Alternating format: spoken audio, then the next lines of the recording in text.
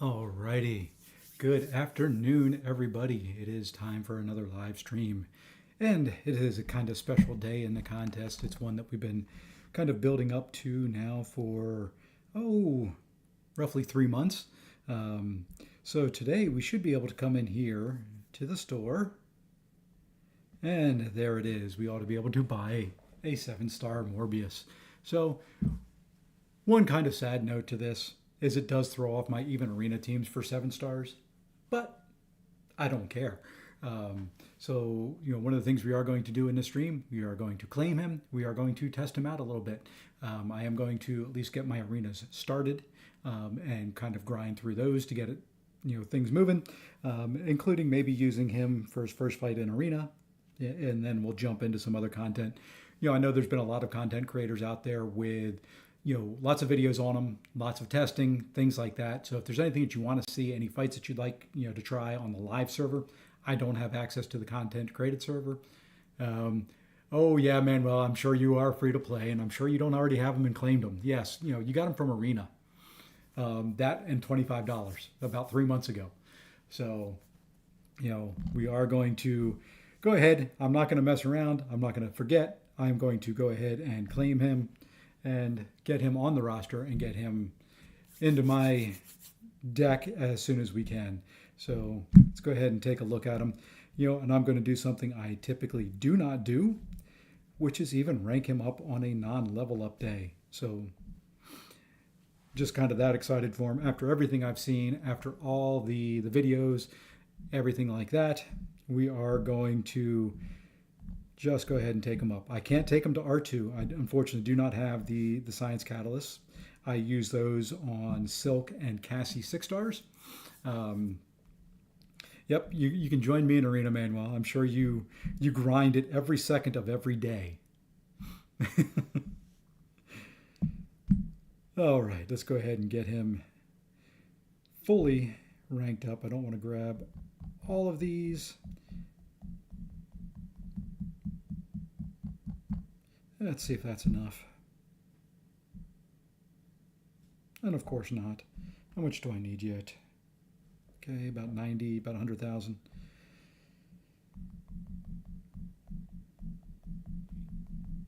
And there we go. Let's claim those 16. And yeah, there we go. That'll do it. Like I said, don't quite have enough of the science. And by not quite, I mean a long way away. I don't even know how close I am to one full science at this point. I'm not too far. So I'll start claiming those. He's probably going to be my next two. Yeah, I know. You should be in a battle group with Yusafa. Trying to find champions to rank up that he doesn't already have ranked up, is kind of a hard thing to do. I am running deep wounds. I did turn them on after my war fights. I got those out of the way quick as I could this morning. Oops, no, I'm not. I am going to be turning them on. Let's go ahead and do that right now. Since we have a little bit over 24 hours. How to get the stamps. Those were given out through a 3-month event that started 3 months ago. Unfortunately, now there is not a way to get the stamps anymore. I don't know if Kabam is going to make them available again. It was a $25 deal during the Platinum Gold Pool event that they had. And you had to be kind of logging in and doing things every day for 3 months. You could buy ahead if you were going to be missing a day or two, but unfortunately at this point, it may be too late. He will be available in crystals 2 weeks from today. So you can try your luck there. I know Werewolf by Night is available as of today. And, overall very excited, after watching all the videos on Morbius to kind of get my hands on him, try him out, see what somebody who isn't quite as skilled as Legacy or MSD or Nick 136 and those guys who have tried them out, see how I can do with them. But let's go ahead. Where did I mess up my... Oops. Yay, there's a waste of units because I wasn't paying attention. Let's try that again. Got busy talking and wasn't paying attention. Just played with him. An awakened Morbius would be insane. Yes, an awakened Morbius would be insane for a lot of different things. Yeah. So, and as Manuel put in there, kind of the overall rotation for him: stack as many bleeds as you can. You can go to SP3 and your SP2, or if it's going to be a quicker fight, like a BG fight, what I've seen him do is stack bleeds SP1 into an SP2 after that. I've got to learn the glide mechanic so that I can kind of get used to running into specials, and that's not going to cause me any problems at all anywhere ever. I'll get used to running into specials with him, and then I'll go into a fight with Iron Man and try to run into a special probably. So yeah, I can see things happening along those lines. But if I can get this would be a great time for Kabam to come out and say that they were doing mastery presets. Would love it. It would be awesome. I would not have to mess this up and pay extra units because I wasn't paying attention. All right, let's turn this on. And I guess I will jump in and I will go to the punching bag and we'll try him out first. All right, let's go. Whoops, that's not the punching bag. That's where he's at.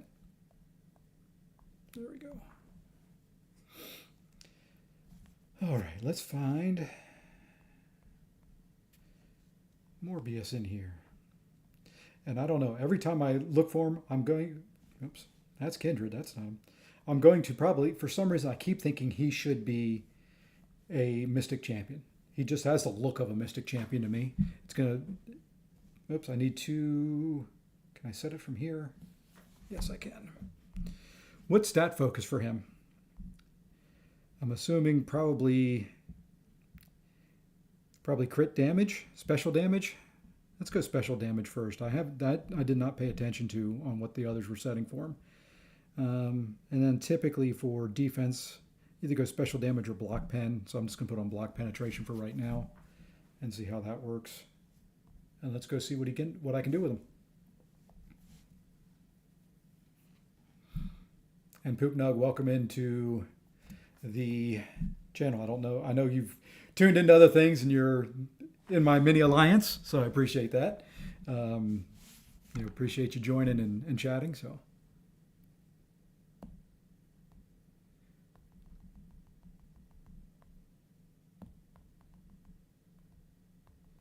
okay.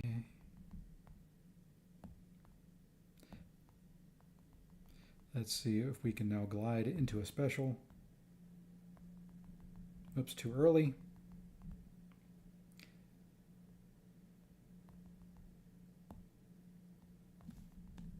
Let's get a special one off. Get some bleeds up. Still too early on that. Like I said, that's going to take me a while to kind of figure out that glide mechanic on him at all.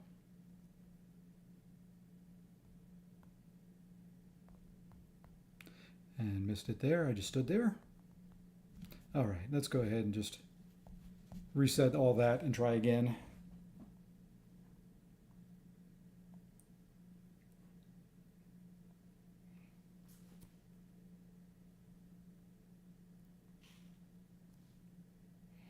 All right.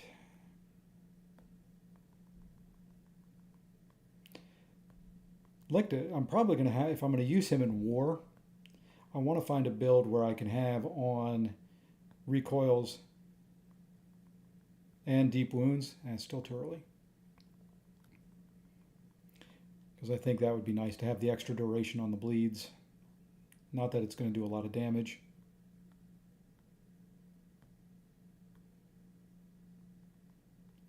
I can't get the timing on that down. May have to gain some more distance there, I think, is the key. I'm going to do 2 special ones and then special 2.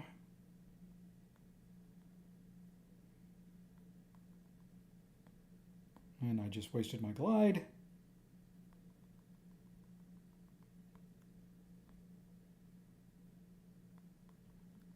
Okay, now we're going to try it here. If he will throw a special for me. There we go. That worked a little better.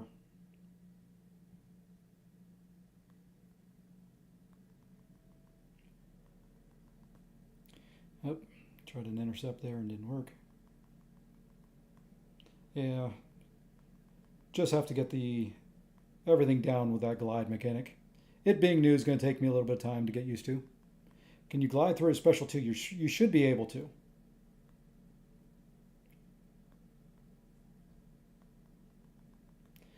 Yeah, you can kind of get it towards the tail end. You do have to wait, it looks like a split second. So we're going to toss this off and we'll go special 3, special 2. Skip through that.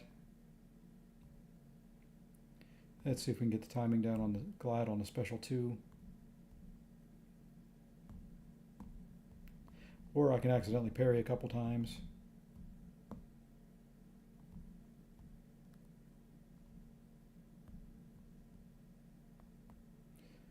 Or I can mess up. You know, oh well.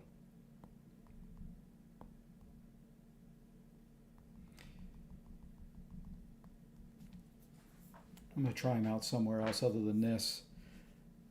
I just don't like how passive the fights are in there. I need more aggression. So let's go ahead and end that. Let's jump into... You know what, let's go here. Let's just go into the event quest. I just want to try him on the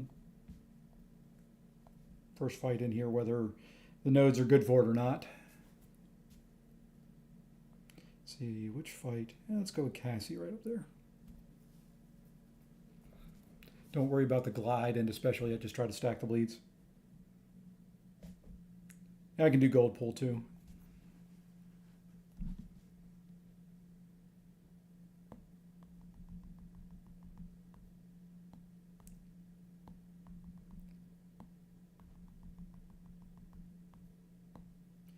Okay, phone, why are you not taking my last medium again today?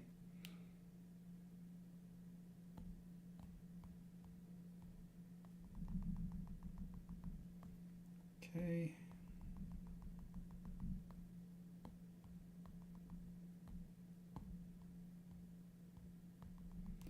Let's see if we can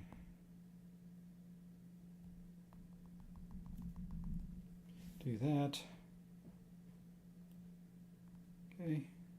Kind of got the idea there. So gold pull. I don't like Cassie with her. I've got about her evade and all that, so no energy, but you'll refresh units. He's around 50 kpi. Okay. Oh, you talking about in Golden Circle?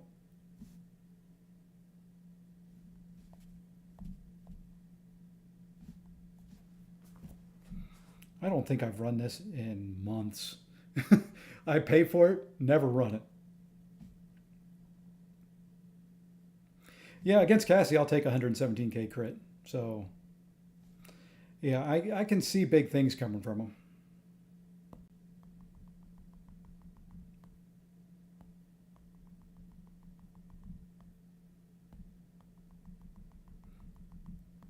Not quite when I wanted to do it. I've got to get used to it. It's kind of that, I have the same problem with jugs. Oops, I was trying to go, that won't be very much. Let's restart it. I have the same problem with jugs when he goes on, stoppable or unblockable. I'll rush in and try to hit into the block.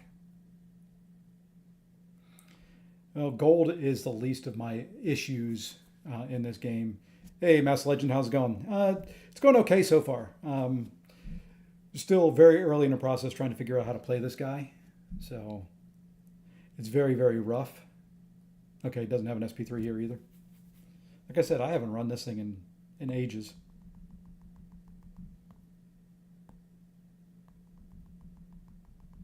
I don't know if I'll get to an SP2.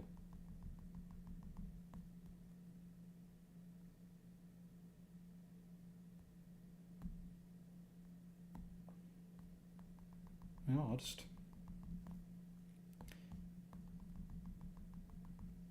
Yeah, there's no getting to an SP2 with them. I'll try the 1 and 7, 1, 7, 4, 1. is the other one I use a lot.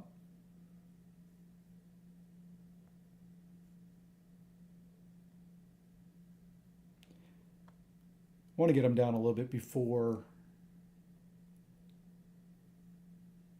Yeah, that's kind of what I'm working on. Mast is just trying to get the timing of. I want to get the timing of the glide down. That's going to be the hardest thing for me. Oops, that wasn't what I wanted.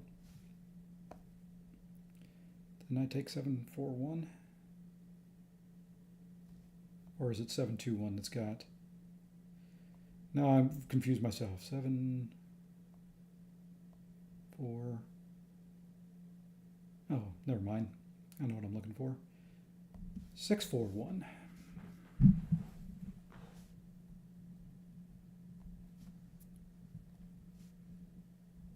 I think this PI is about the same as that one.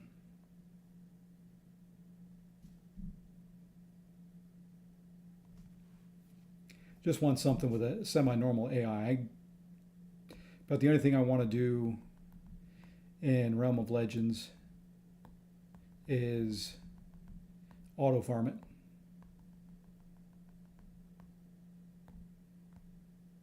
Okay, now I want to back away. I want you to throw your special 2 now. Get the special 1 off.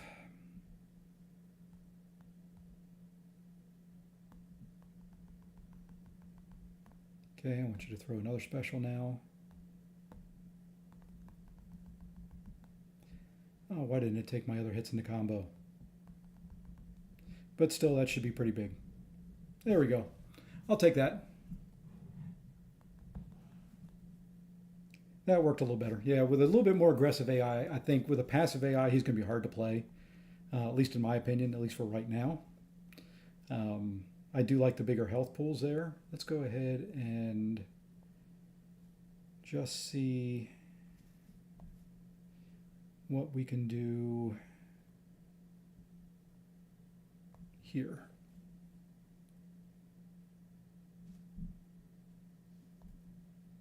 I think he's going to have the Omega Sentinel pub stacking all those incinerates for a big dot, but ultimately it's not needed. Yeah, I don't think you'll need to have 40. You know, I think in Battlegrounds, if you can get one special 1 off near the special 2, build to a special 2 right away, have 15 bleeds up, I think that's going to be sufficient.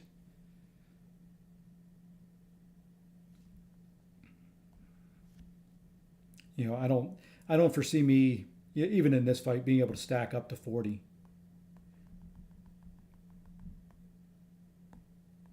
You know, it's just not going to be something that's really feasible in most fights, I don't think.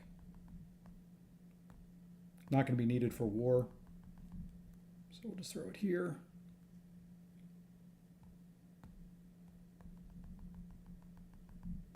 Okay, now I want to glide in. Too early on that. But we do have 20 bleeds up. And we're going to hit the cap. Shoot, I forgot about the cap here. All right, well, at least that knows I can stack up 20 bleeds. Okay. Trying to think where I want to use them right now. What do I have to do that would be fun? Don't have Paragon Gauntlet unlocked yet. Don't want to use them in incursions. I think I'm going to use them in incursions tomorrow when I do my, I don't know if I'm going to do my Sector 5 or Sector 6 run. I ran Sector 4 last night just for fun. I did rank up Aegon to R3, so I wanted to try out Aegon in incursions and just kind of ran through that for fun. That was, I forgot how much fun Aegon ramped up can be, and then you tack on strategic movement and buff cornucopia, and it was just, you know, obliteration time of anybody that I faced. I would, you know, even the bosses in there weren't lasting very long. Is there anything in back issues? I don't know. I don't think he can even go into that one. Let's see what's in the final quest here. See what the first couple fights are that we can come up with. There's a Gwenpool. And let's go against, I'm going to use a little energy up. Let's see what the nodes are. I should check the nodes first, but my luck, it'll be a bleed immune path. Okay, great power. Yeah, we should be able to do something here. Let's see how we do here. Smaller health pool.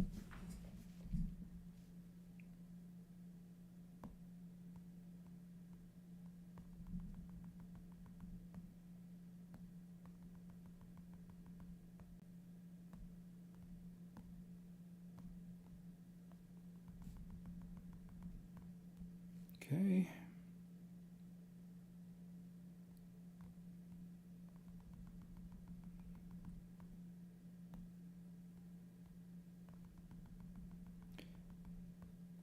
And we should be to a special 2 here now with 26 bleeds, but going to be capped because of the nodes. Man, I got to find somewhere that's got good nodes for this guy.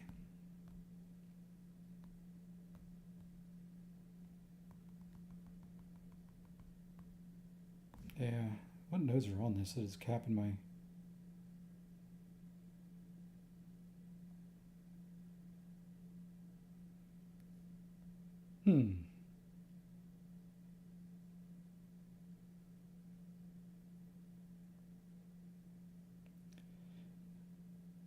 There we go. Reduced by 95%, including damage over time effects. Hero champions ignore. Okay. Well, once again, can stack them up. Now let's just go try and get used to the AI in here.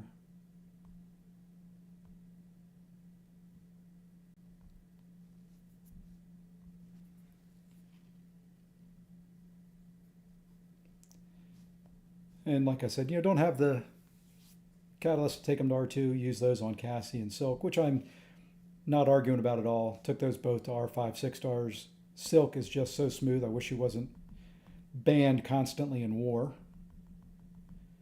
Cassie I've gotten to use quite a bit in war, which is nice. Got to use her again today.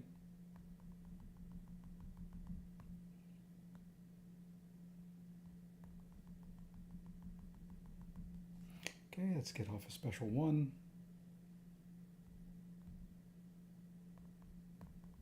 I was a little late there on the glide. Okay, bait this out. Oops, get hit by it. Okay. Heck with it, we'll just go with 21. 150k, I'm not going to argue with that. Build up again. Just have, it's going to be a matter of practice on all the different champs to figure out when you can glide, when you kind of have to start it to get the optimum timing. And I just did it again.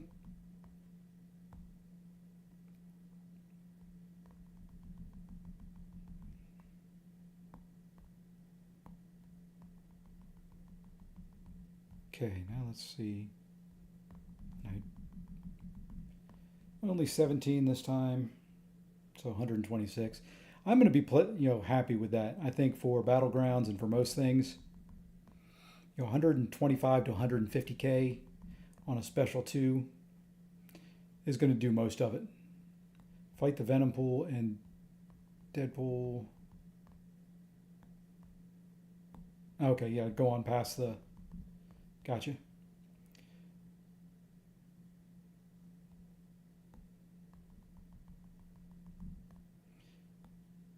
So not too hard to stack the bleeds.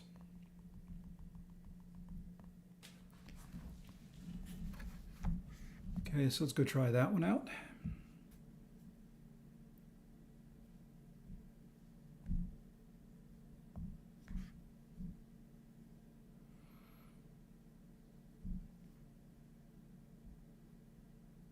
Six, 4, 1. We'll go past the...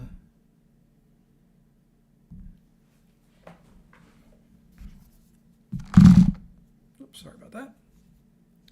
Move my keyboard out of my way. All right.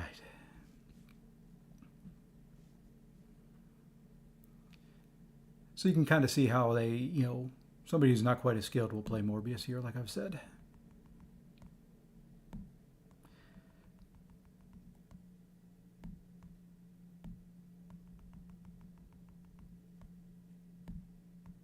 I just do not have the patience to wait for them to throw a special while I stand back.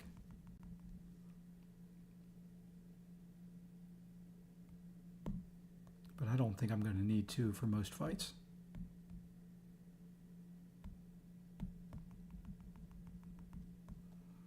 You know, there I've got 21 bleeds up, 22. Yeah. I think that's more than sufficient for the majority of the fights. You know, I know war defenders now are 300K for normal fights. You know, outside of boss, maybe 450-ish on the minis.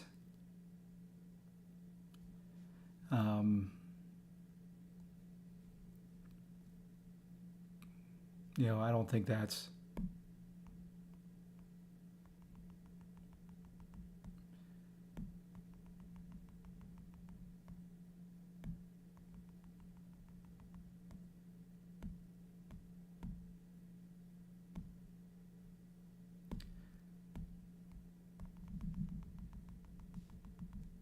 Okay, let's get the special one off.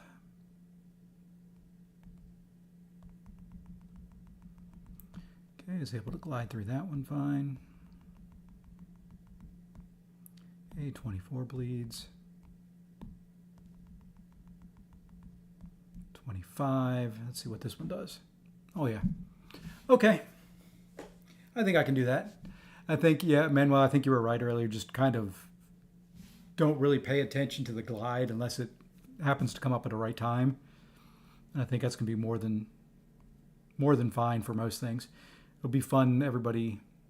Yeah, his SP1's easy to glide there too, because, you know, I think that's what I'm going to find is ones that have multiple hits like his, and I think even like APOC, of granted he's going to go bleed immune, but his beam attack would be easy to glide.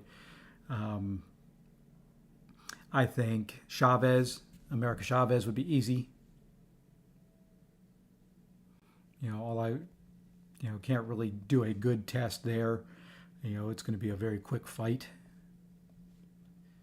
But I think hers would be relatively easy to glide through as well.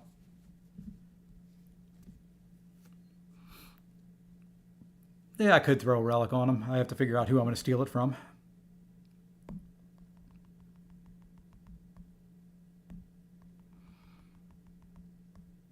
Let's see here. Now, if I can get her to throw a special one.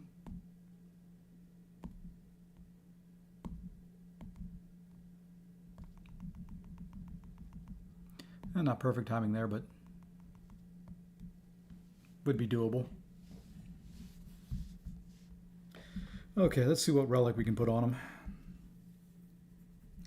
Because I think I've got all my science ones in use. You know, looking at champs I don't play, I can probably steal the Spider-Man one from Spider-Man. I don't know if it does anything for him. What is this? Physical vulnerability debuff. I don't think that does much, but I'm not running Spider-Man for anything right now. Oops. So it'll at least be a relic on him for right now, and then I can look at shifting him around. Ant-Man one's not going to help. Hulk one won't help. What's Caps? Bulwark passive, increasing block provision. Probably not much help there. Not a good one for him, but it'll work, like I said. All right. Well, that's going to be fun to get used to. There are the Werewolf by Night crystals out there. So if anybody wants to go for those, they are more than welcome to. You won't see me buying those currently. I have the most horrible luck when it comes to any of the Paragon crystals. I've said it before on the streams. I've probably, between my two accounts, bought or opened 400 or so of them, and I've pulled one 7-star. So, if you want to try your luck and you have the units to do it. I know there's a couple of them that were pulled in for Loki already. So, more power to you there. Um, I don't think I'm going to grind the first round for Werewolf by Night. I will probably do a grind for him the second round. Open one. Okay, Manuel, I am closer to free to play than you are. I like my units. um, I think I'll do it the second round. Don't have time tonight to do it. So, yeah, I think if I'm able to do it, it will be the second round for him. So look out for some streams where I may be grinding for Werewolf by Night. I normally do my 5 1s here. Let's do something a little different. Let's do enough rank 2s just to have some different champs. I wish I was guaranteed. I really do. If I got one, it would be the 3-star. So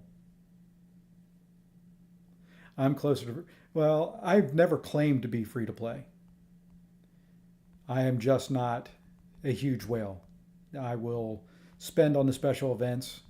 I do pay for the unit daily card and the $10 a month for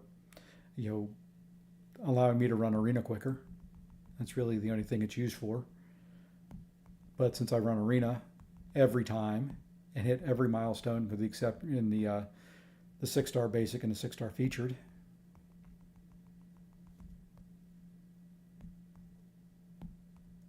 This is my therapy. This is what I do to take out frustrations from trying to herd cats at work.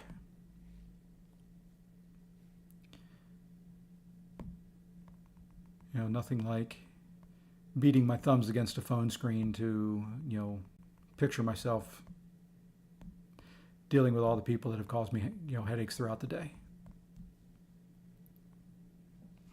As long as you identify with free to play, you are free to play. Well, then I'm free to play. I will identify for one as long as I need to. Just don't ask me about being free to play on Cyber Monday. I'm going to spend money, but never found Arena to be worth it even for the units. There's more than units in there. It's units, shards. I use it for ISO. Difference between this account and the account that I've got in, my second account that I've got in your alliance is mainly an ISO. I can't open enough crystals on my other account running just the event quest and the side quest to rank up a lot of the champs that I want to rank up. And I don't have the gold for it. This account, I've got way too much ISO. I'm constantly selling it, which then gives me the gold that I need. And to me, it doesn't take much time to run arenas. I run the featured. It maybe takes me total of 4 hours, 5 hours, but I'm in a position too where where I can do a lot of this while I'm on conference calls at work. I work from home. I'm in a lot of meetings. Don't have to have my camera on, so I can do a lot of what I'm doing right here just from my desk during my workday. So those hours are easy to come by for me. It takes me maybe a half hour to run my top 5 stars and maybe 45 minutes to run my top 6. I do that 3 times total after getting them started, and it's done. All the milestones are hit. To me, it's worth it. In addition to that, it does help with the 22-hour events. I am doing all I can to hit those right now leading up to the 8.3. I do want the revives from those. Spider-Gwen should be banned completely everywhere. I hate fighting her. Especially early in arena where they're so passive, getting a parry off is next to impossible.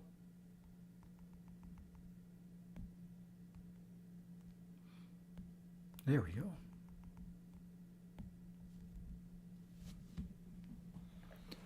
So to me, I find Arena worth it for, you know, it just shows to me on those accounts, the difference between my two accounts is huge when it comes to gold. This one I'm usually 90 million plus gold, selling ISO all the time. The other one I am stuck usually around 10 million and having to worry about, do I have enough ISO to R4 somebody? I just took up Doom to R4 yesterday on that account and it was scraping every last bit of ISO that I could get. The other problem is on that account, I don't have as many champs, so I'm pulling a lot more new champs when I'm opening crystals than what I do on this account. But once again, that all came from, items and shards and all that I've gotten through grinding arena. The other thing with grinding arena is you can get some of the featured champs. I've only done 4 featured champs that I've gotten through arena, but it's nice. To me, that is a lot better guarantee of at least getting the 6-star version of it than trying Paragon crystals. And since I am free to play, Manuel, when Cyber Monday deals come along, I'll be able to get all those unit deals. I should have, by that time, 25 to 30K units saved up in between the units I've got now and battle chips that'll open. So I tend then to just buy the special offers that I want to buy. I don't feel like I have to buy 10, of the Odin deals, to get the things that I want that cost units.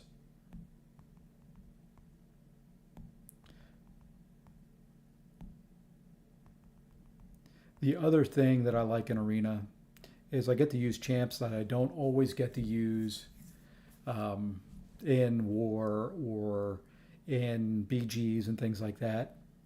There's some real terrible champs out there that I will even skip, as I'm running through my roster for Arena.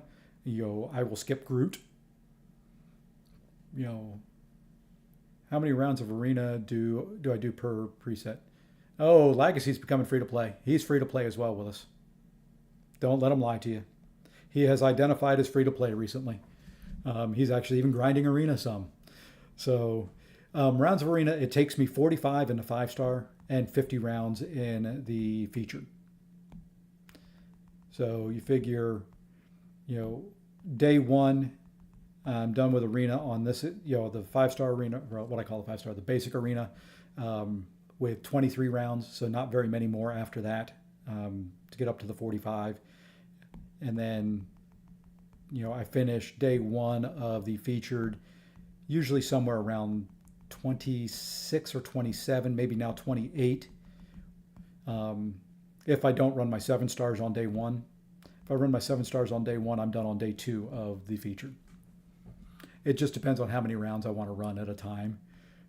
I can grind Arena all day, every day. I can watch TV doing it. When I'm watching other live streams, I typically grinding Arena. So there's usually something else going on when I do it. That's kind of why I've started some live streaming during the day, is because I'm going to be running Arena anyway. I might as well do something. I've already watched the replays. Let's see, can I PM you when the reset kicks on and let me know what to run? I want to track how much I earned from Arena. Well, it reset at about an hour and 45 minutes ago. What I typically run to get the streak started up, basically rounds 1 through 10, I'll run my either 5-star R1s or my 5-star R2s. And then I will run basically the same in the 6-star. I'll do my 6-star R1s or my 6-star R2s up to 10. And then in the basic Arena, I run my top 5 stars, so my R5s, and that's it. I will not do anything below an R5. And then 6 stars, I do R5s, R4s, and then I'll run 7 stars. And that's it. I do that once a day with the upper ones. Doesn't take very much time, and it's done. The longest part of it is these first 10 rounds where you have to run the lower fights. The AI is usually pretty passive. Things like that.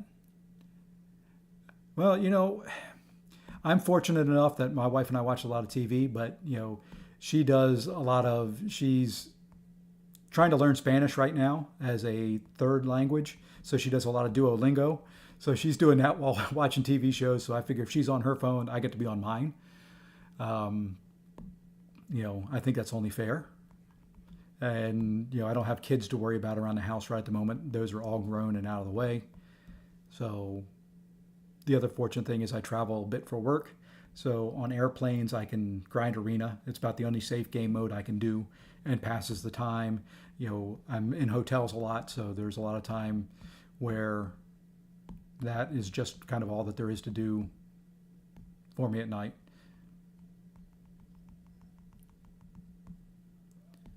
you know, like I said, this is the having these passive AIs. It's in the beginning is the only hard part. Once you're through round 10 and you're on to your upper ones, the fights go pretty quick.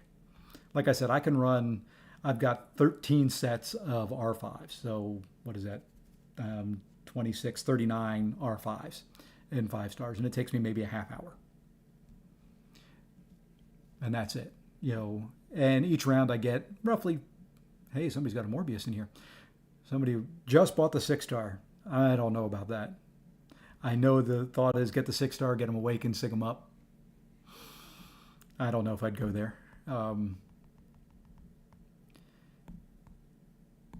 This is the first time I've got to fight against Morbius. I haven't done him in the event quest. I haven't done him anywhere yet.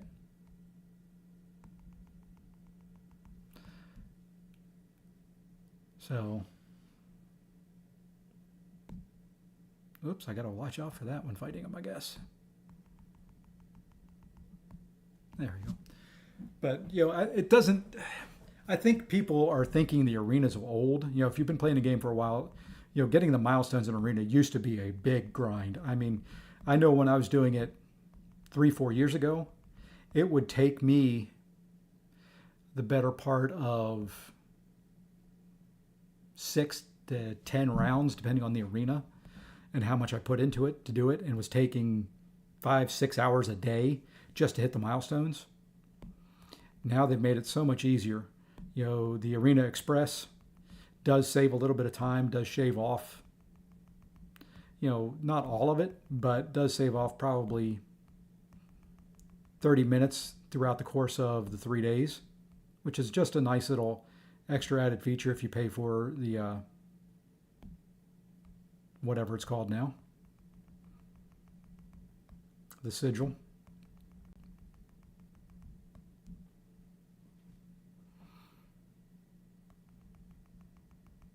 And with the sigil now, a couple of the extra benefits. You do get a 7 star every once in a while. I've been able to get one through there so far. And speaking of crystals, still undecided on if I'm going to go with another loyalty one when it resets. I do have, I think I'm sitting at 2.6 million loyalty right now. 2.55 million. So I think by the time the war season's over, I'll probably be 2.8, 2.9. Do want to stay over 1 just to buy stuff for wars. So I'm not sure there. I will be getting another loyalty crystal. I do have to run both the Sector 5 and Sector 6.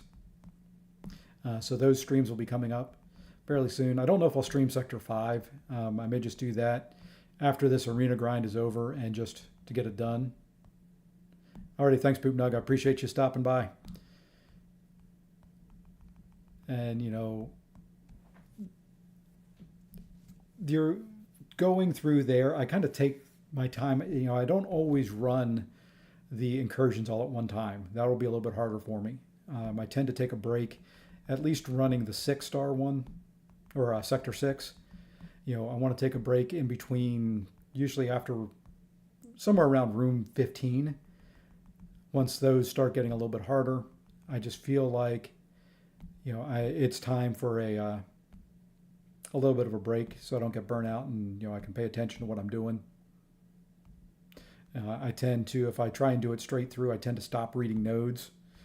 And of course, as you get to the higher rooms, it's kind of even more important to read the nodes than it is at the early ones.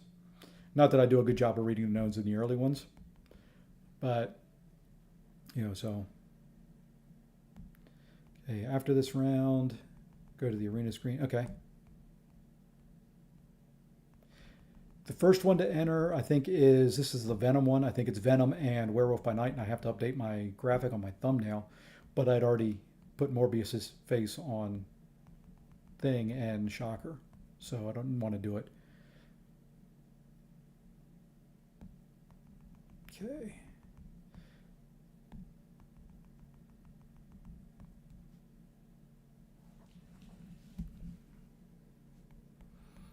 All right. I think that was the last fight in there. Yeah.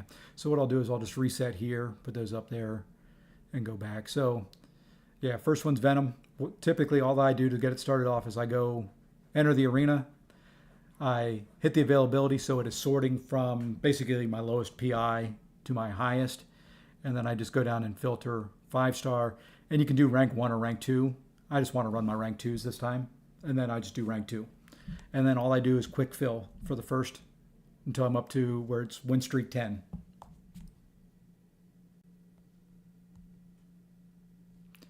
Yeah, the only ones that you kind of have to look out for are you will kind of occasionally get a little bit of a death match, or what I call a death match. You'll get some of your lower ranked ones against some higher ranked. And it's usually not too bad. So you just want to be careful in the 6-star featured arena. I don't run, like I said, after I get it started, the only time I'm running my low ranked ones is those first 10 matches. And the only reason for that is they tend to give you slightly easier matchups with slightly less health.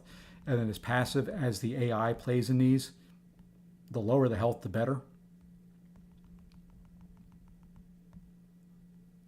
And the other nice thing about the arena is you can kind of learn how to fight a lot of the other champions with very little risk. I think this is where I learned you really can't parry Kate. After 10, what do I run? Yep, I run in this arena, in the basic arena, I run just my R5 5-stars. That's it. Won't run anything else. After 10 in the featured arena, I run my R5s and R4 6-stars, and then 7-stars if I want to. 7-stars don't reset as quick, so I don't know why, I just tend not to run them at all. When I'm doing a grind, what I do is I do the same thing to get started. I just run 5-stars typically in the basic arena anyway. But if I'm doing a feature grind, I will do all my 6-stars each round that they come up. Yep, Venom is the basic. Venom would be the basic 6-star champion that you can get, and then Werewolf by Night is the featured. And the main difference there is in the basic, running 6-stars in the basic don't give you any extra points. So basically you're wasting points by doing it. In the featured, your 6-stars you get extra points for. They give you a bigger modifier.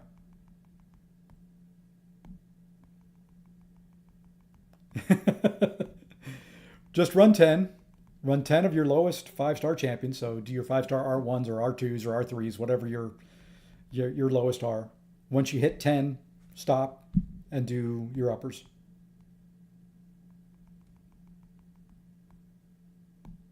And you can PM me or hit me up in chat. That's fine. Arena is life. Unfortunately, I got addicted to this by a former 4Loki member many, many years ago watching his streams. His were the first that I ever came across when I started playing this game. And he was the true free-to-play. And still is. Doesn't grind arena anymore, which makes me sad. But that is kind of where I learned my theory of kind of how I play the game. I kind of hoard crystals, very similar to the way he does, and talking about Brian Grant. So, for better, for worse, I remember when I first started and before I started watching his streams, I opened everything right away, spent everything right away, ranked up champs that I probably shouldn't have ranked up.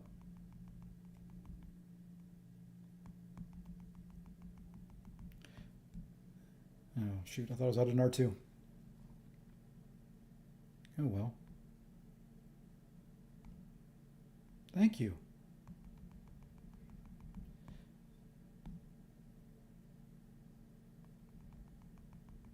And that'll finish him off, and that gets us through R10. I know, you identify as a true free-to-player as well, Manuel. All right, so there is the first 10. The downside to doing it this way is you have to hit help 30 times, which is so stupid. Beach, he taught me how to manage resources well. It is. I did not manage them well for a very long time going into it. Now, I'm kind of like PWF in a way, where Paul is, waiting until the resources are almost expiring before he uses them. I'm to the point where I don't like leveling and ranking up champs unless it's level up day. And, that was his strategy. That was BG to a T. He would need a champ for something and he would hold off doing the content until, he hit it.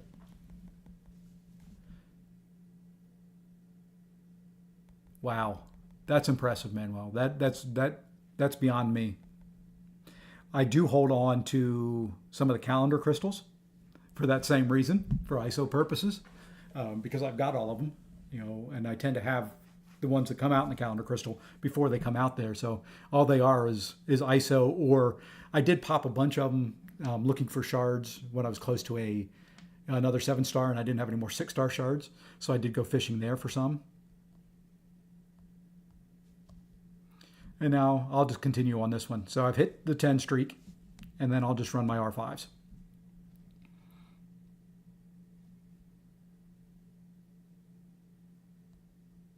And these get to be a little bit harder. The first 5 here are a little bit harder matchups.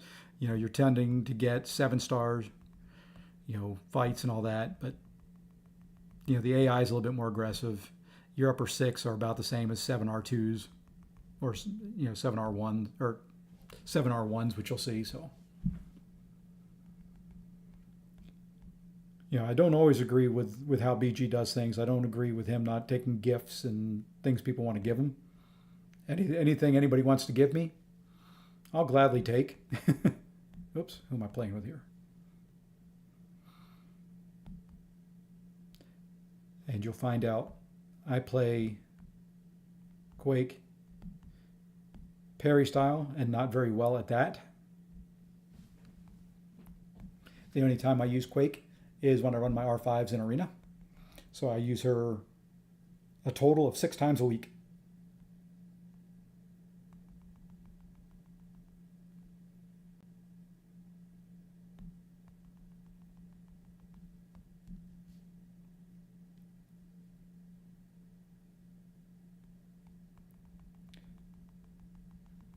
But like I said, to me, just grinding Arena just makes a lot of sense for me to do it. I can't say that it makes sense for everybody. I can see people like Usafa who are definitely not free to play, who don't identify as free to play, who never will identify as free to play. It makes no sense for him to do it. This is just to offset a little bit of what I typically would spend to get the units to do other things. The other reason I do it is for, things like 8.3. I'm not going to stress, over trying to do it itemless. I'm not going to stress over, I'll kind of save up my revives and do as many revives as I can going into it.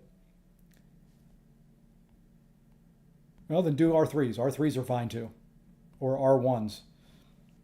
Either way, typically I just would do anything below an R4. And if you don't have enough of those, run R4s. Just whatever your lowest 35 stars are.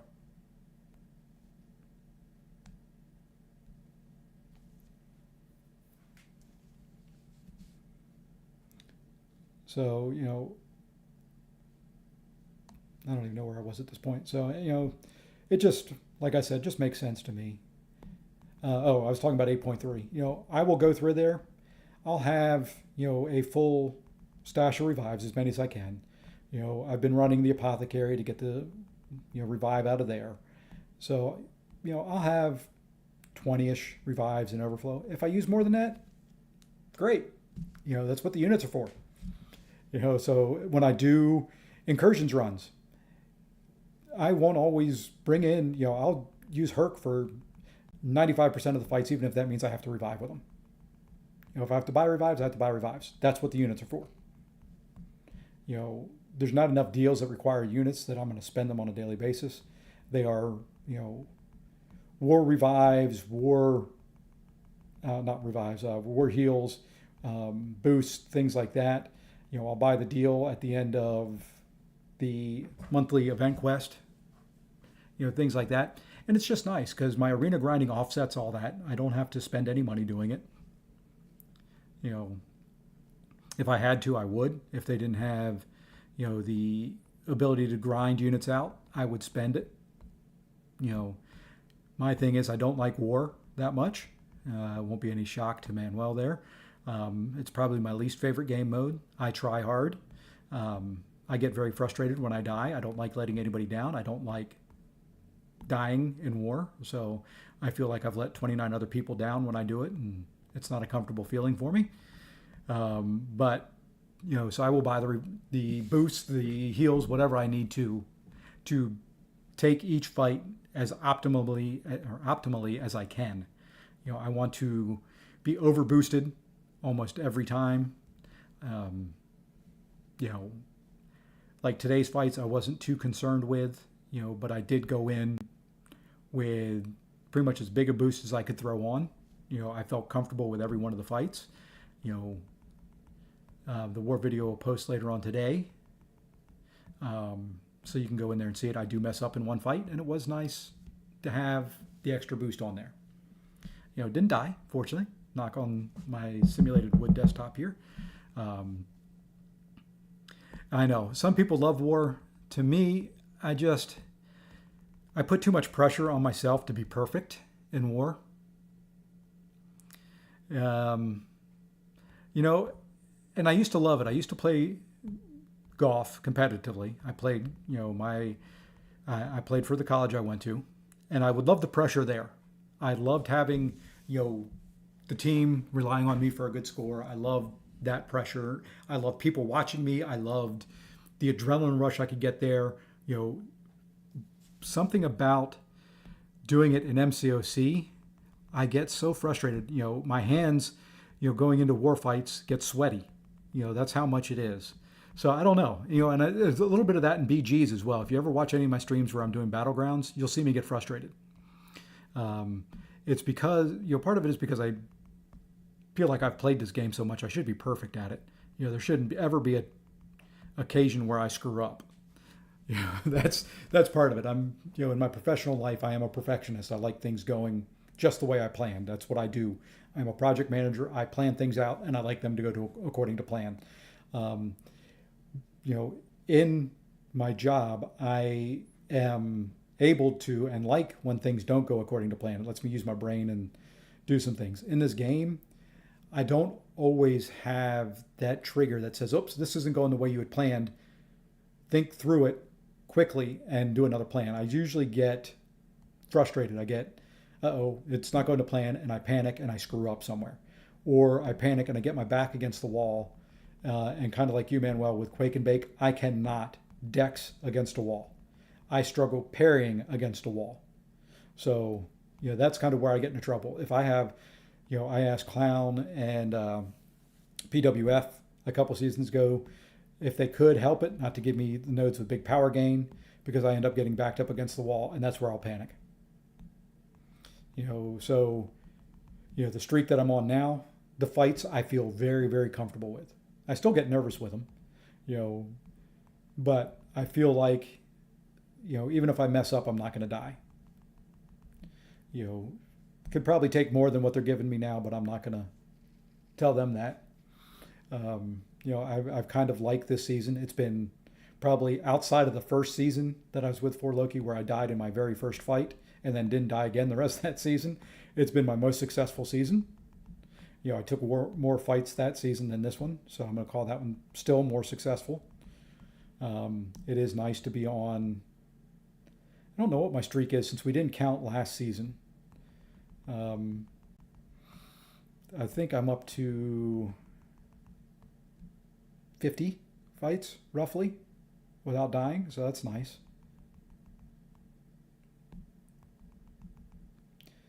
So, and this is like I said, with Arena, you don't really have to worry about too much. I pushed him to a special three, and I'm not, not worried about dying to him.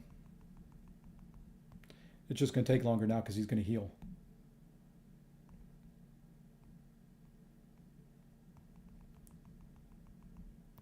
And you'll get fights like this. The Kang's team and yeah, I know deaths are going to happen. It's part of war. I just don't like it. It's just who I am. I don't like letting anybody down, and it's a nice character trait to have, but at the same time, it's a flaw, and I understand that completely. I know where it all comes from. It's just, like I said, it is who I am, and I don't know if I can change that part of me. I'm trying. You would think let's see, how old am I? I'm 53 years old. You would kind of be used to disappointing people at various points in time, but you can ask my wife. I don't like disappointing people. If I say I'm going to do something, I get it done.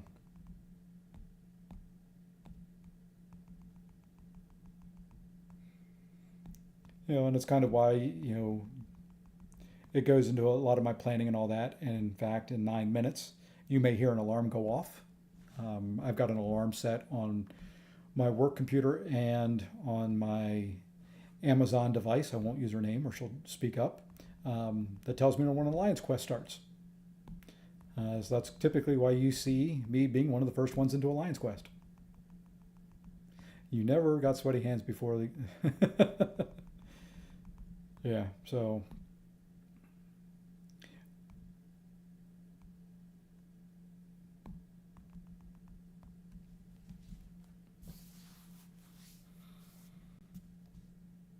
A friend of mine told me about a non-glass screen protector on me.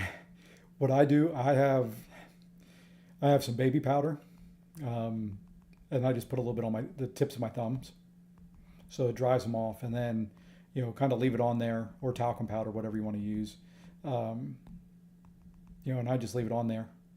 It helps. Then I just clean my phone screen when I'm done. Oh, this was probably dumb to push him, but let's see if we can just get rid of him. Yeah. I use glass screen protectors on my phones, and I just switch them out when I start feeling like they don't respond the way they should.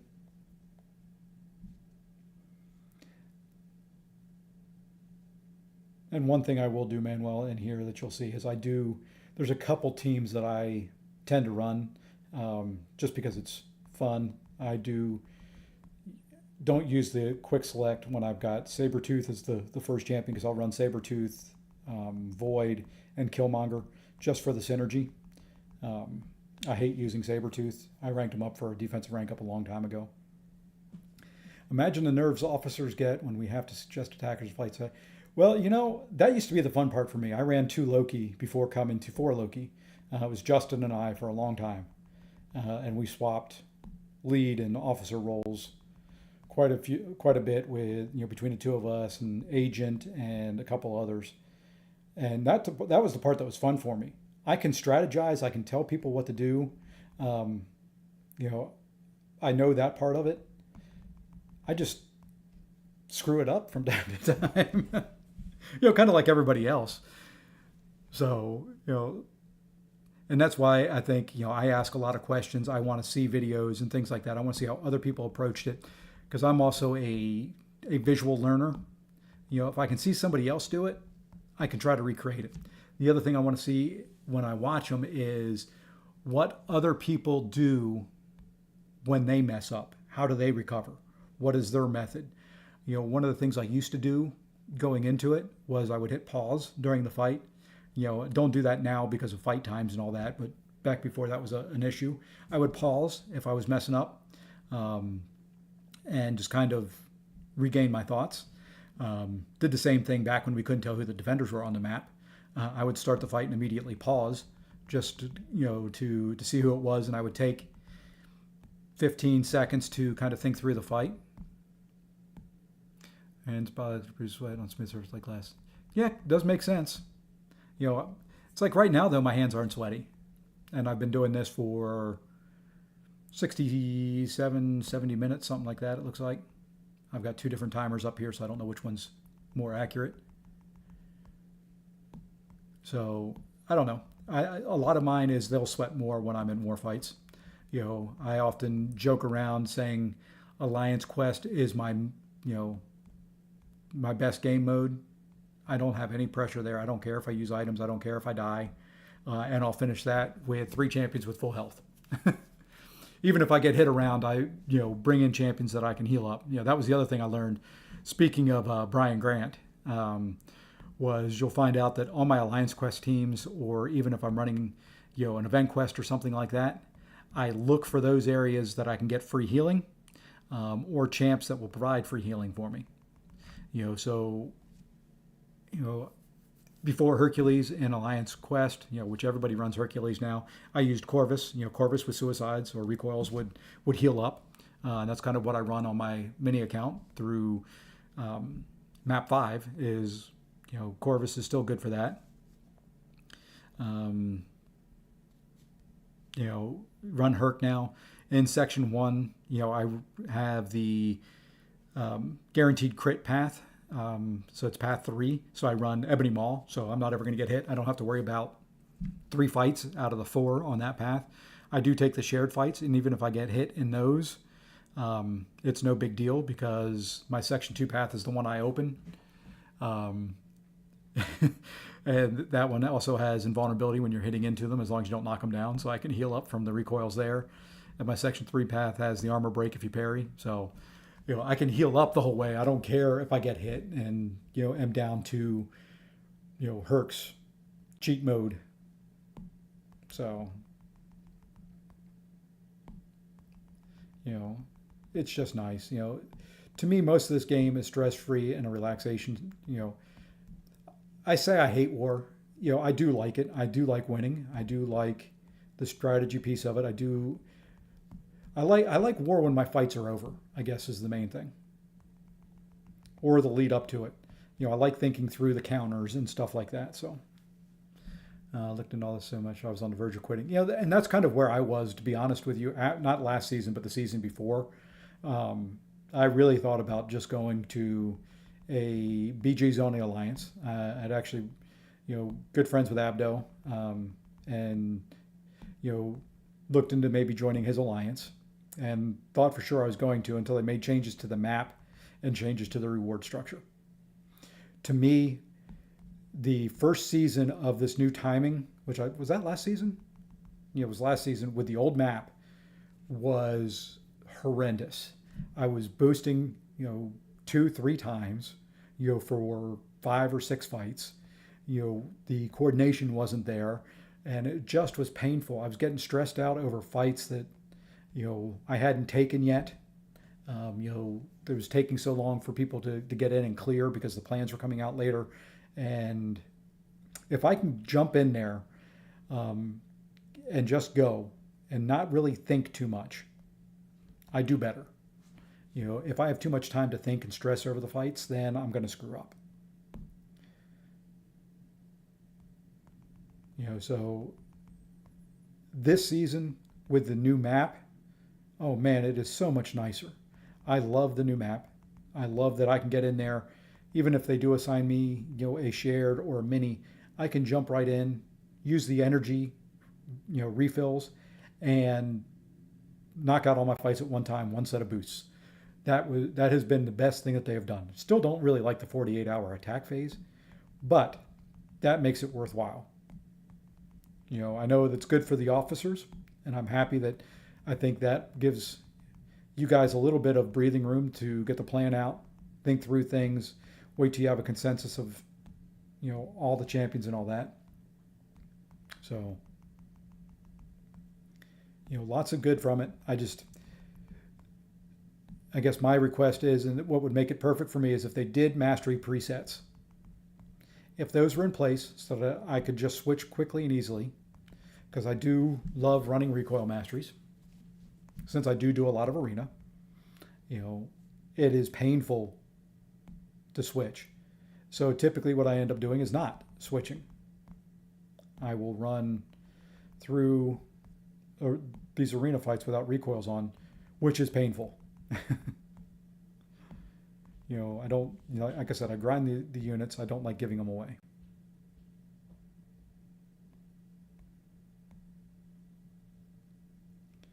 All right, getting close to the end of these. Let's just keep running through, and then we'll jump over and start the 6, and that may be it for today. We'll see.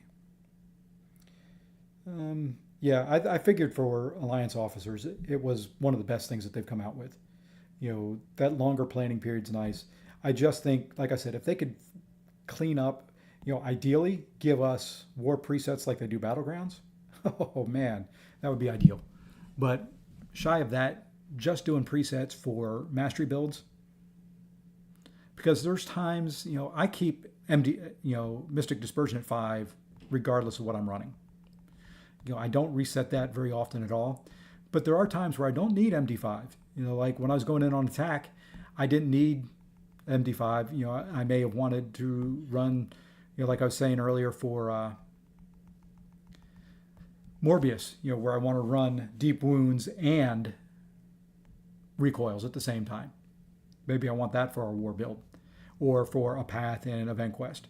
I just don't want to keep going in and having to adjust manually each time all the masteries. I would gladly, just like in BGs where it's, free for the first build out and then 1,000 units for a second and 3,000 for a third. I would pay those units in a heartbeat.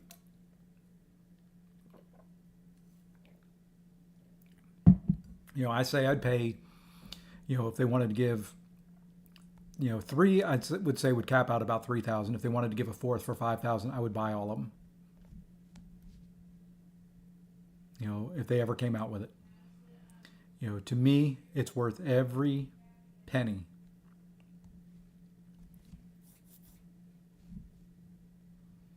So, I run recoils I like them better in Alliance Quest. Speaking of which, I got to jump in there. I didn't mean to start this round. I got talking and forgot.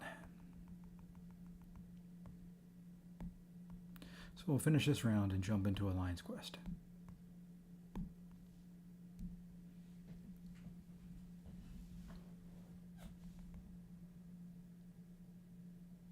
So, yeah, I think there are some things that they can do. I said it in a live stream the other day. I'm really kind of happy with where the game is at the moment. Yeah, there's some bugs that are annoying and that need to be fixed. But overall, I'm not the biggest BG player, but they have gotten rid of the modders and they have made that better, which is great. I love that. They have done a lot of good improvements. Some of the older champion buffs, I've used OG Iron Man in War more times than anybody else. So his buff I love.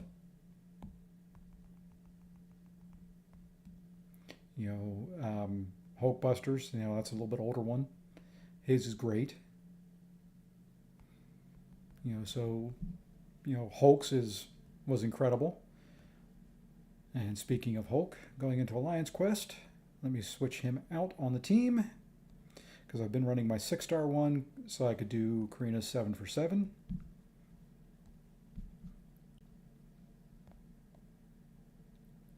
And let's see if I can screw up Alliance Quest on screen again.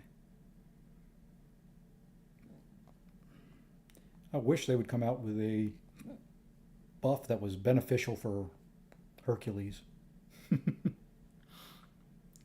I guess I could run hey, and there we go. That's one of the bugs right there.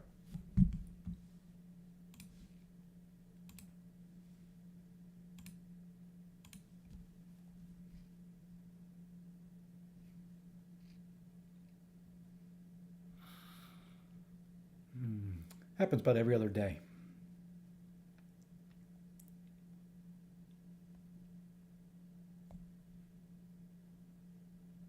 Fortunately, it doesn't take half my life.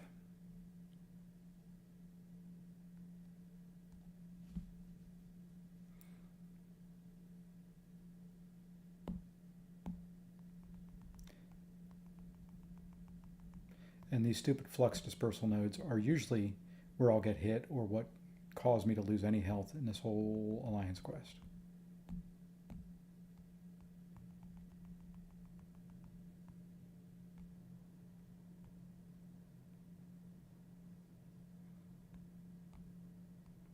Oops, I didn't even look and see what today is. Today is Unblockable Day. Okay.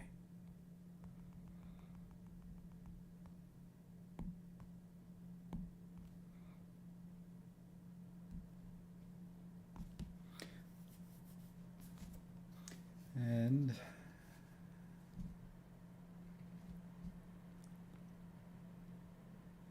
that fight's over. And let's see if Captain Marvel's going to throw specials today. I think this is the worst fight in all of AQ for me, except for the Scorpion boss.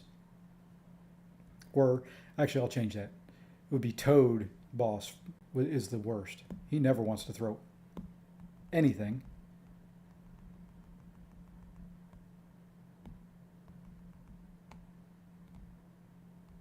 And Captain Marvel here is usually a close third. Hey, she's throwing specials today, though.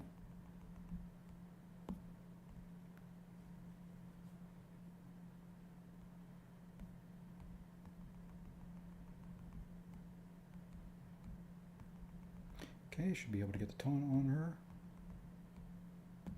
There we go, perfect.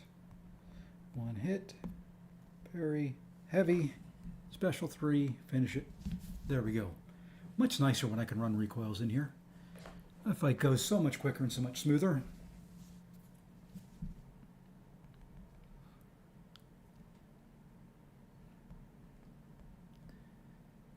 And now for my favorite fights in all of MCOC.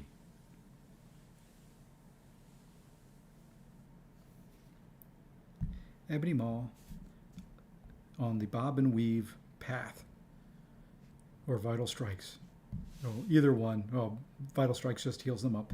But this is my favorite. There is no other fight like this one in all of MCOC.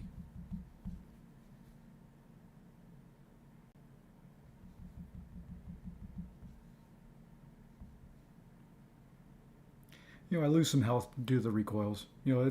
These are the only fights that are more fun on non-recoil day, because then I will, kind of build up Ebony Maw and complete all his missions. Here, it's just, let him hit into me. And it kind of shows some of the AI wonkiness. I mean, I'm standing here wide open, and there's times that he won't throw a special for, 40, 45 seconds.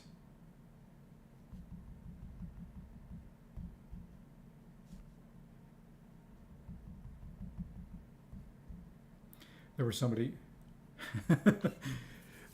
that joined my stream the other day that hadn't played MCOC before, and these were the first fights that he saw, and he was like, man, it's so easy. Why is he missing? He's got guaranteed crits on this node. And Maul can't be hit by guaranteed crits. So I could just sit here the whole time, and as long as I don't intercept him or parry him, he's got guaranteed crits and he'll never hit me. Nice little way to cheese Path 3 in Section 1 of AQ. Takes a little bit. It does take, 2 minutes for these fights. But, you can kind of sit back. You don't really have to do a whole lot.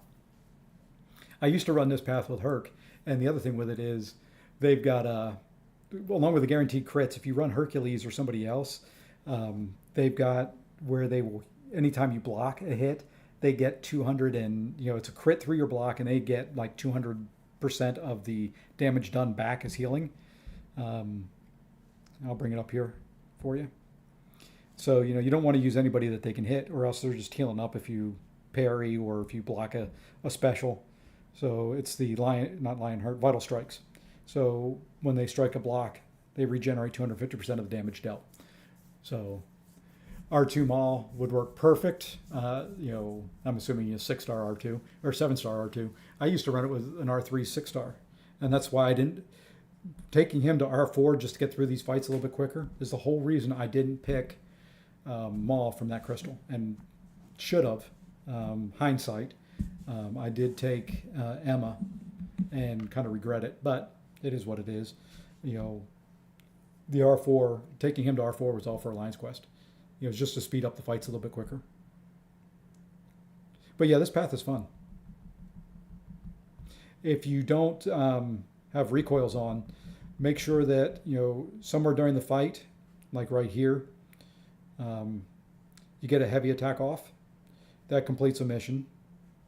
And then throw a special one near 2 bars of power to put the fury on them, and then throw another special one to take it off, because then the degen ticks for longer. So you can build it up a little bit through the few fights. When I'm running recoils, I don't worry about throwing the specials. I just go to special 3 and power drain.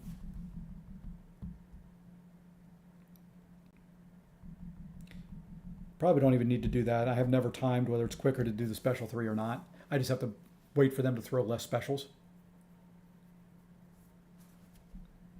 But yeah, this is a fun path.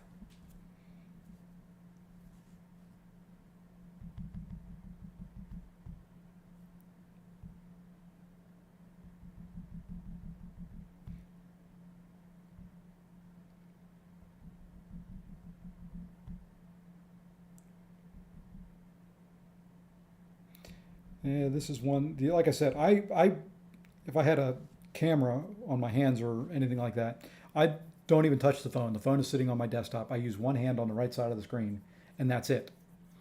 I don't want to accidentally parry, because then once you parry, it turns off the node, turns off the guaranteed crits, so you then get hit, which I have had happen to me a couple times. The only other thing that can happen is usually on this cable fight, if you push them to special 3, the special 3 damage takes.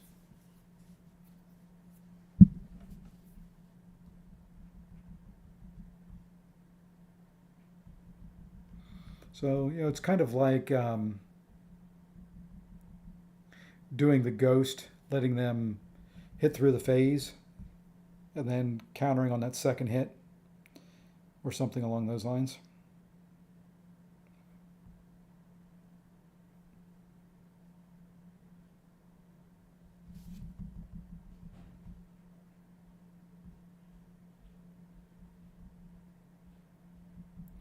All right, so Power Flood, I'm just going to go ahead and push you, because then I'm going to throw a special 3.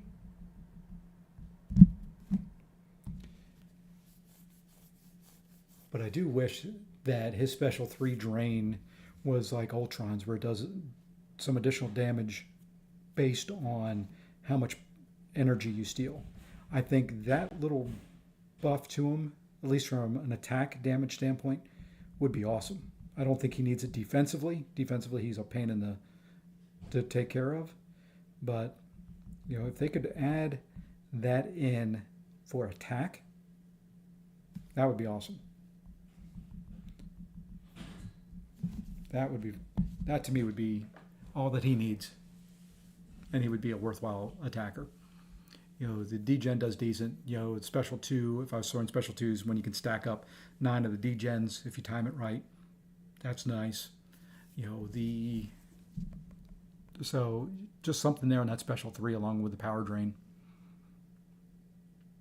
And you'll be able to see here, this is the one fight I can't take with Maul, because Professor X will bypass his miss mechanic.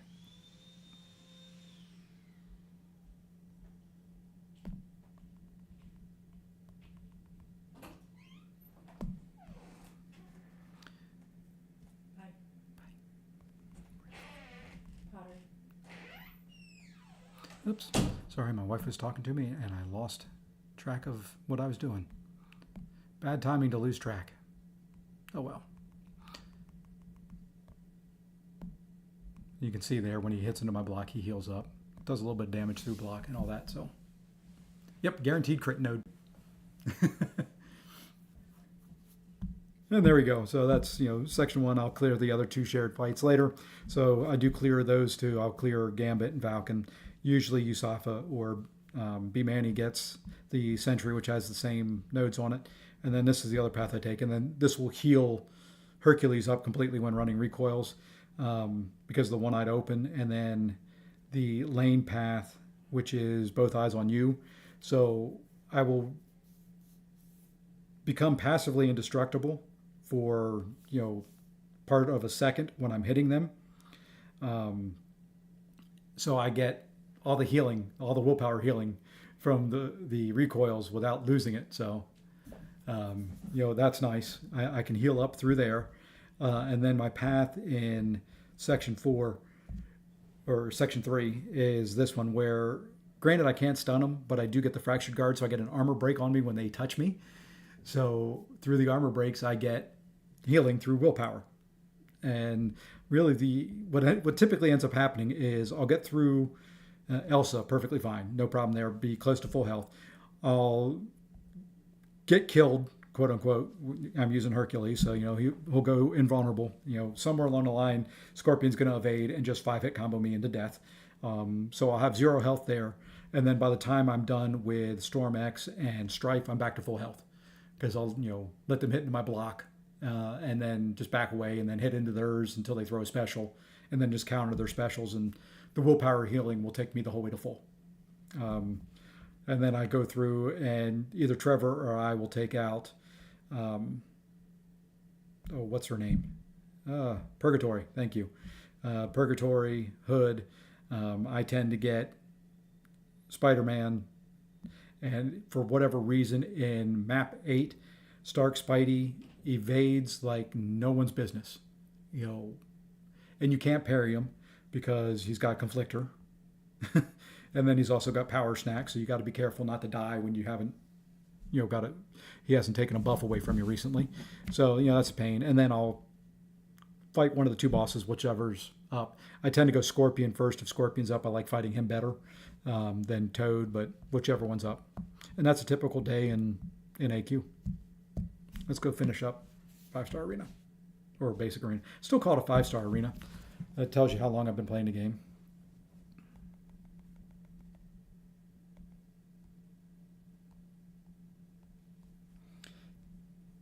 Okay, 3 more rounds here.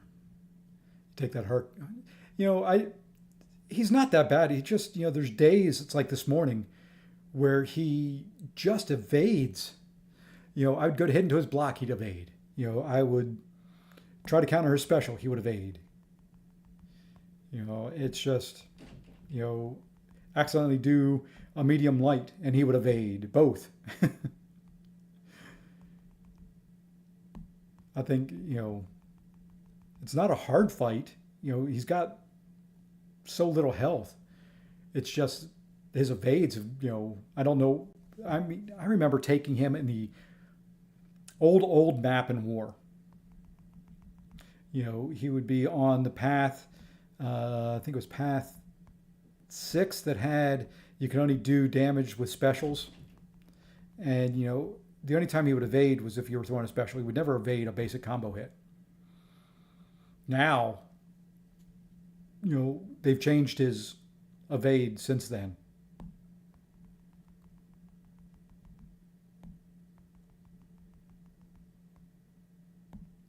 It is just, I guess it's just one of those things you have to deal with, but not being able to parry somebody that can evade can be a pain in the butt.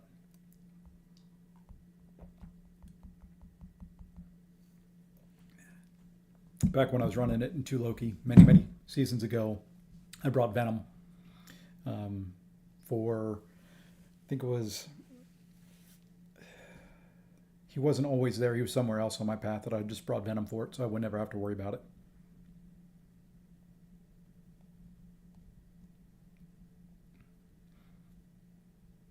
Venom's probably one of, I think, the cosmic 7-star champ I want the most right at the moment.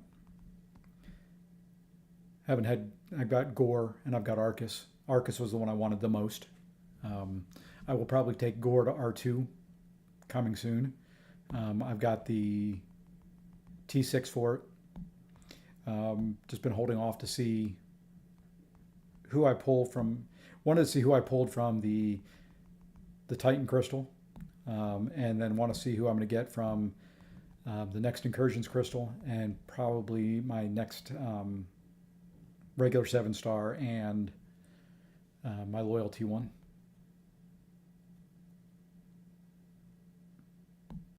That path in section 2 is nice for healing. It's just once you figure out how to fight Strife, get his special one down.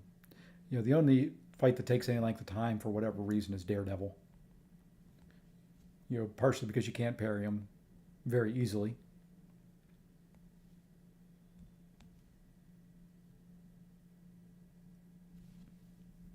Who is my favorite champ? That varies from day to day. I would say one of my favorites is probably Silk right at the moment. Her animations are just so smooth. I like being able to do her combo where it is 4 hits into heavy, cancel into striker, 4 hits into heavy, cancel into a special 2. That is one of the most satisfying combos in the game. I like Kate. Kate is another one that she may be my next Ascended champion. I did take her to R5 as a 6-star. She is Sig 200. So I did ascend Hercules at first, mainly for incursions and some other things. Just, he makes the game a little bit easier. And I do use Hercules every single day. So it just kind of made sense to do, to ascend him. Let's see, who else is up there? I guess you could say Hercules is one of them. Scorpion, from a science class champion, is my favorite science. Hulk is great as well. I just kind of like Scorpion. I like the power stings. I like watching them kind of destroy themselves when they throw specials. I like the fact that the other thing I like is champs that have a taunt. So Scorpion's taunt is really nice to have. I also like champions that can regen. Oops, I missed the last hit on the combo there. So that's nice. Let's see, Cosmic champ wise. Who is my favorite Cosmic? Probably Hulkling. I think Hulkling is my favorite. Gallon is up there, but Hulkling for Cosmic. Tech champion, probably future Ant-Man. Lady Deathstrike's up there as well. Iron Man is really becoming. Okay, 10 streak complete, R5, 5-star. What streak do I... It just depends. Let me go back here. So like right here, I stopped for now. I've hit all my 5-star R5s. I'm at a 24 streak and 2 million points. I'll run the R5s again. The goal is to get 4 million in that arena. So I'll run them again. It'll put me about 3.5, 3.6, and then a few extras, and I'll stop. So I stop once I hit, usually, it'll be 4.1 million roughly by the time I'm done, and it'll be 45. So I've got, 21 more rounds of that arena to run. For this one, very similar, just doing the 6 stars. I've got 50 rounds of that one to run. So, back to the champions, Shuri is up there for tech as well. A lot of good techs now. I really like the top 4 that are up there. Iron Man, Shuri, Lady Deathstrike, future Ant-Man. Lady Deathstrike is one that I think is better than most people give her credit for. So, there's that. Mystic-wise, probably Rintra. I like the tankiness that he has. I like his functionality. Chavez is up there as well. Just for the amount of damage that she can do. Jugs is up there too. I just haven't taken him to R5 yet. So I think that kind of goes through a lot more than just my favorite champ. That kind of covers all of them. But I'm gonna bring these up. You can see kind of in there Silk, Hulk, Scorpion. Even Cassie, I'm starting to learn to play her more and more, and getting a little bit better at it. Um, Titania. I like her. Spidey 99, I like her. Morbius, I am probably going to like him. One of the ones that I used to use all the time and wore and haven't in a couple seasons is Red Hulk. He is sneaky good. All of those are good ones. These, I really want to like Mantis. She is R2 and she is awakened. I really want to like her. And for fights that she can do, I really like her. She has that huge special too. So, if you can use her for a fight, great. She's just the opposite of what I like. I like tanky champions that can take a hit. Mantis, not so much. Nick is good. You can never go wrong with Nick Fury. You can't go wrong with Kingpin. Kate, like I said earlier, is great. Mutant wise, this will come to as a shock to a lot of people. Mutant wise is my top mutant seeing there on the screen, which is Sauron. He is my favorite of the mutant champs. He is good on defense. He is sneaky good on attack. I think in Battlegrounds have my quickest kills that I've ever done on Nick Fury have been using Sauron, even over Toad or Danny Moonstar, who I like both of those as well. I'll be the rare person. I don't like fighting with Bishop. I never get the crits. If he crits on that special too, it's huge, but I just don't ever seem to get them. He still does decent damage non-crit, but I just don't seem to get them. And then, Archangel's good, but, and then Cosmic, like I said, I think Hulkling. CGR is up there. Angela used to be my favorite, and she was my first R4 that I took up. I had an R4 200 Angela that I used many, many seasons back in Alliance War and would run Path 9. And I think it's my most watched video on my channel, because it was different and it was what I wanted. I will put them out there. I do have, I've got to create socials with my gamer tag instead of my real life name. I can't really use my real life Twitch and all that because I have to use it for work. So I don't want the two to cross. But I'll have an X account, probably create an Instagram account. But for now, you can reach out to me through the community section on YouTube. I will probably this weekend set up the Twitch account so that I've got a second one. I just don't want the streams to mix, I guess. Other than that, that's probably the best way is through live streams for right now or commenting on a video. I try to return comments now on all, any comments that are on any of my videos or on the community page of the YouTube channel. Let's see. I think that is it. Let's see. Yeah, it's kind of hard trying to keep work and this separate because unfortunately I do have to. Even through my Facebook page and all that, it is tied in with things that I do for work. A lot of my co-workers, a lot of the people that I do work for are friends with me on there. So I just kind of want to keep the two as separate as possible. Don't mind telling people what I do for a living, and I don't mind them knowing that I kind of do this on the side. It's just I don't want want there to be any issues. I've got to deal with some sensitive information from time to time in my job. I work for an insurance company, so just don't want any chance of anything getting mixed up in the streams. But other than that, let's see. Manuel, if you're still there, do you need me to start the other arena to kind of show you how I do that, or you just want to reach out to me in a PM if you need it? I am also online. Same name, so you can always reach out and PM me online. That may be the easiest and quickest way.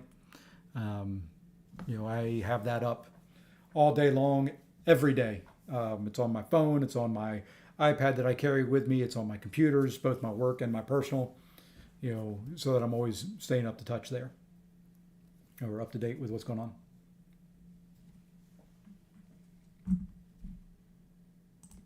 And speaking of work, let me respond to something real quick.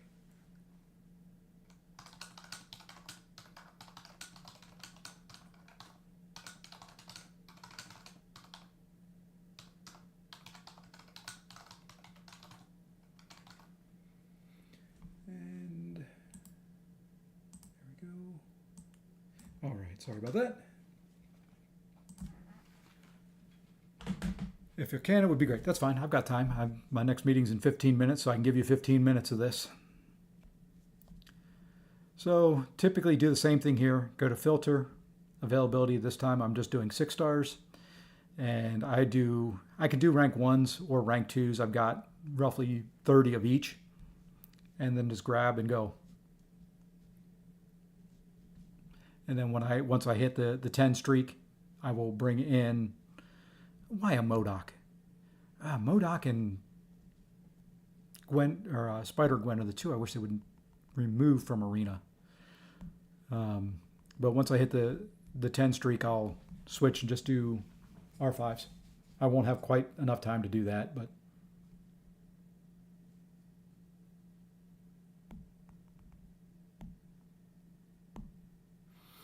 and now we sit here because I can't hit into you.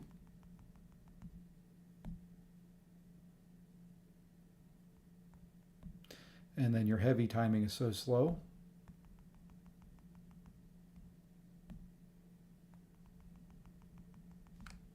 And we're going to try it. You'll probably auto block it. No, you didn't. R1, R2 up to 10. That's it. Plain and simple, quick and easy. And once you've done it once or twice, it becomes second nature. I don't even think about it. I'll fluctuate between running my R1s and my R2s up to 10 just to change up the champions. R5, 6-star, R5 and R4 is what I run. By the end of today, if I run my R5s, my R4s, and my 7 stars, I'll be at 8.5 million. Out of the needed 12. So, it'll be one more round of Arena and it's done. So, a couple hours, kind of worth it for the units and the battle chips and the shards that you get and some of the practice that you get. The downside to running Arena, and this is what I told Clown, is you kind of get a little lax on baiting specials and all that. If I get bored, with fights and all that, I tend to just go ham and I'll push them to a special 3. Worst case, I die and I lose a fight in Arena. Oh boy.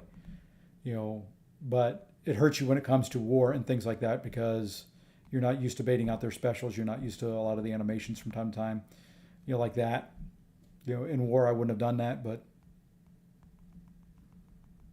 it's where I kind of go to practice intercepts, different fighting styles, things like that. So.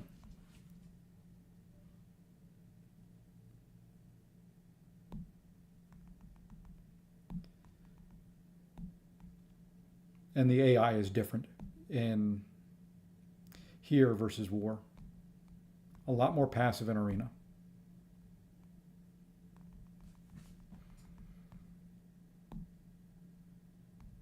And, a lot of what I'll do here is I won't dex out of specials. I'll just let them hit me, which isn't good to do in war. So, it's kind of a double-edged sword. You gain a lot from it, but you can lose a lot too. You can lose a lot of the game awareness, I want to call it, I guess. But it's the only spot I get to use Luke Cage.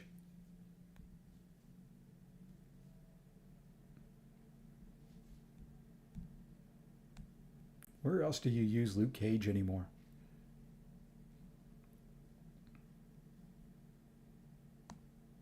Where else did you ever use Luke Cage?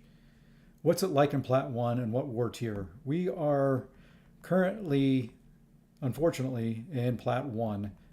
We are 3-3 for this season.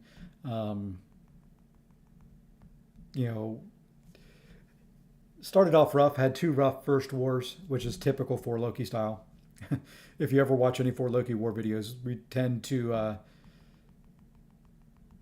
lose our first 2 wars. And then, we make a comeback. We should finish, Masters, which is what our goal is. Tier one, if you were on earlier, you may not have been. I don't like War. War's not my favorite game mode. Manuel, on the other hand, in here loves War and is also in For Loki. Um, it is, to me, it's stressful. Some people really like it. It is, you've got to be very careful in it. A lot of our tier one wars are usually 5 or less deaths.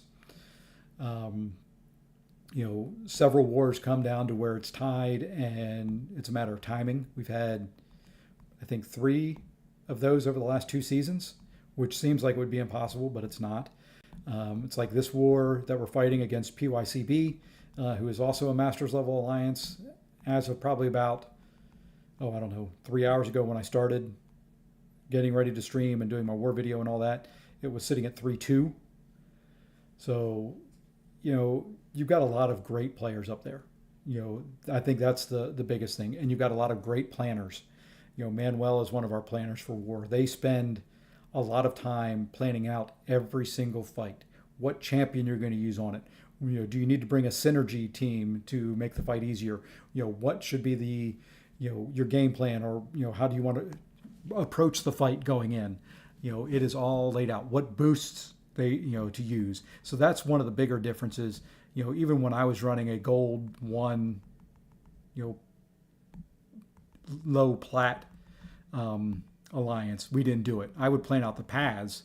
I would say, okay, you've got this path. I would recommend using, X champ for it. And then if they didn't want to use that, that's fine. If they died, it was an issue, but we were dying, 15, 20 times a war. So it wasn't something that we were going to focus on a whole lot. The planning is a lot more in depth. I love it because the morning after every war, I wake up and there's a photo in our BG planning chat that tells me, okay, here's what you're going to do. Here's the champs you're going to bring. Here's how you're going to fight it. Here's what boosts we recommend. And that's it. And then it's just up to us to perform, which isn't always easy. The other thing is the multipliers for the attack and health boosts of the defenders is a lot more. I think in this war, the lowest health pool I fought was, I think, R2 Chavez, which had right at 300,000 health. So they're not huge, but, it's a lot more than a R4 6-star. So, it does, I don't like the stress and the pressure of it. I don't like dying is the main thing. And that's what I said earlier. To me, it is, it would be fine, and I like the way where it's at now, probably more than I have since I've been in For Loki. I think this is, I want to say my 10th season, maybe. I'll have to go back and look. It's the most successful I've been. War costs a lot more at the higher tiers because you're having to put on higher level boosts. A lot of like my lower tier alliance, if I die, I may not heal up. I may just use a 40% revive, but I haven't died in that on path fights in probably 3 seasons. I don't boost as much there, so it's cheap. I don't have to buy heals, things like that. And I think that's the biggest difference. It's like the Chavez that I took today. I took it with an R5 Cassie with a 30% champion boost and a 15% attack boost.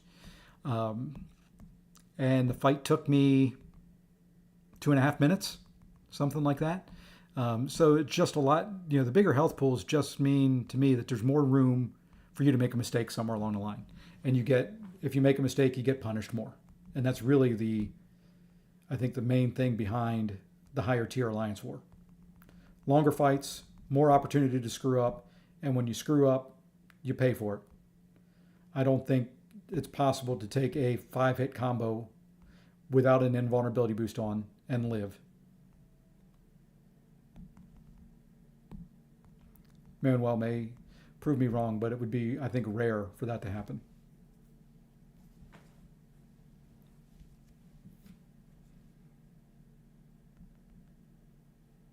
But I think, even in all our wars this season, the ones that we've even lost, I think the most deaths we've had is 7 or 8, and that was in our first war. And that's typical. We come back from the off season and kind of still in off season mode a little bit.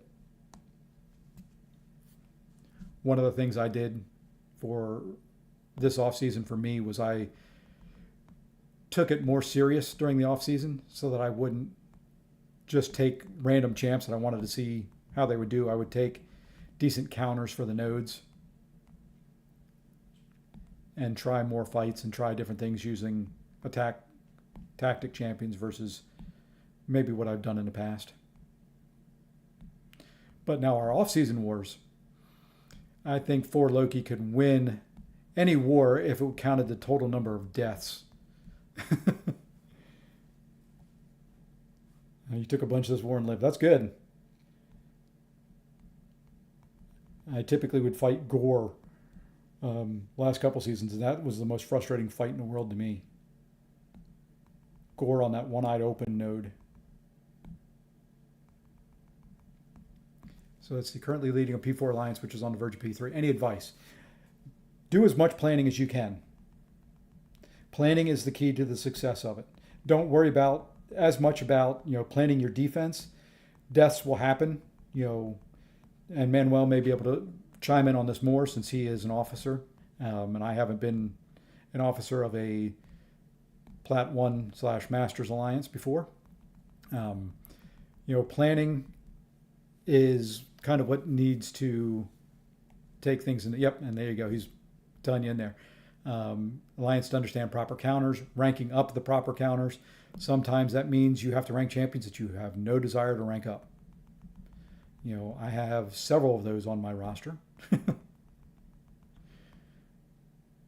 And if you look at my war videos, you'll see in there kind of what I mean. There's, like Iron Man, I've used a bunch in war fights, but you'll see a bunch that I've only used once. I will not come into a war fight, with a champion. I'm not paying attention, with a champion below an R4. That's just me. I won't take an R3 in. I will rank them up so that I can do it. So fight strategy, proper counters, planning. Most lower end alliances is kind of, like mine, the one that I'm in. Let me pick what path I want to run. They just post a sheet at the beginning of the war saying, okay, tell everybody what path you're running. They don't plan out minis. So, you get to the shared fights and the mini bosses and you don't have counters. So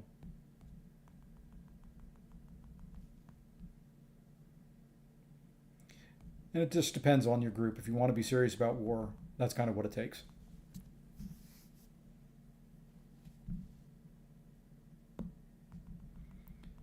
All right, I think this is going to be the last round because then I'm going to have to jump for a 4 o'clock meeting. And